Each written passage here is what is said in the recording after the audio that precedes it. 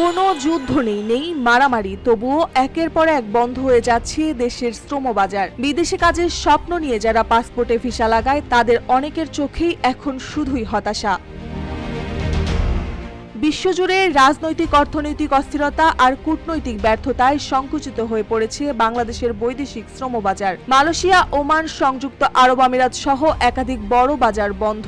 অন্যদিকে সৌদি আরব ও কাতারের মতো দেশে কমেছে কর্মী নিয়োগ। সর্বশেষ এপ্রিল মাসে প্রবাসী কর্মী প্রেরণের হার 43 মাসের মধ্যে সর্বনিম্ন ঠেকেছে।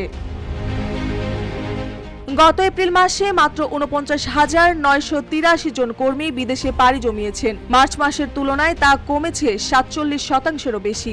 আর আগের বছরের একই সময়ের তুলনায় কমেছে প্রায় 58%, যা গত 43 মাসের মধ্যে সর্বনিম্ন রেকর্ড। RICL TMX, যুগের পর যুগ স্থাপনা থাকে মজবুত। জনশক্তি, কর্মসংস্থান ও প্রশিক্ষণ ব্যুরো BMET বলেছে, কর্মী প্রেরণের এই বড় ধসের প্রধান কারণ সৌদি আরবে একক ভিসাধারীদের জন্য দূতাবাসের বাধ্যতামূলক সত্যায়ন। জানুয়ারির শেষ থেকে এটি কঠোরভাবে বাস্তবায়ন হচ্ছে। চিত্র আরও স্পষ্ট হয় সাম্প্রতিক পরিসংখ্যানে। 2024 সালে জানুয়ারিতে বিদেশে যান 97,867 জন। মার্চে তা বেড়ে দাঁড়ায় 1,50,000-এ, কিন্তু এপ্রিলে নেমে আসে অর্ধেকে।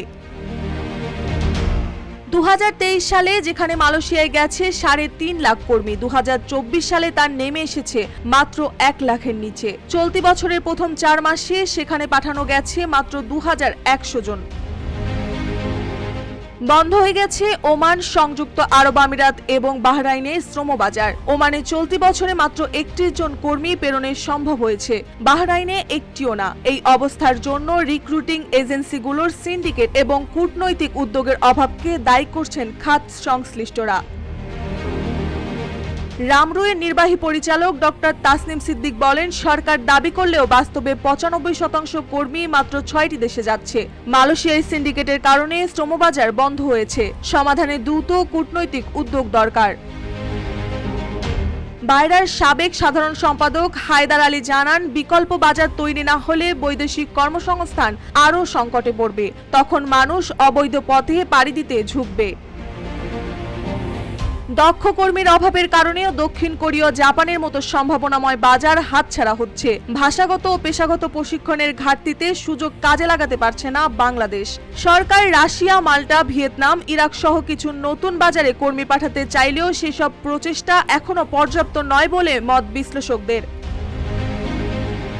ব্র্যাকের সহযোগী পরিচালক শফিকুল হাসান বলেন, মধ্যপ্রাচ্যের 7-8টি বড় শ্রমবাজারের মধ্যে 3টি বন্ধ। বাজার না খুললে প্রবাসী আয়ের ওপরও প্রভাব পড়বে।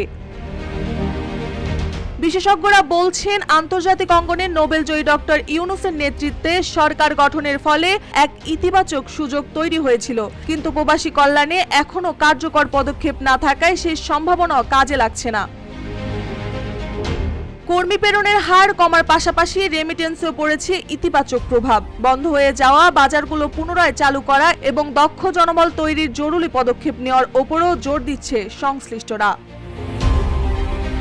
মার্জিয়া মৌ, রূপালী বাংলাদেশ।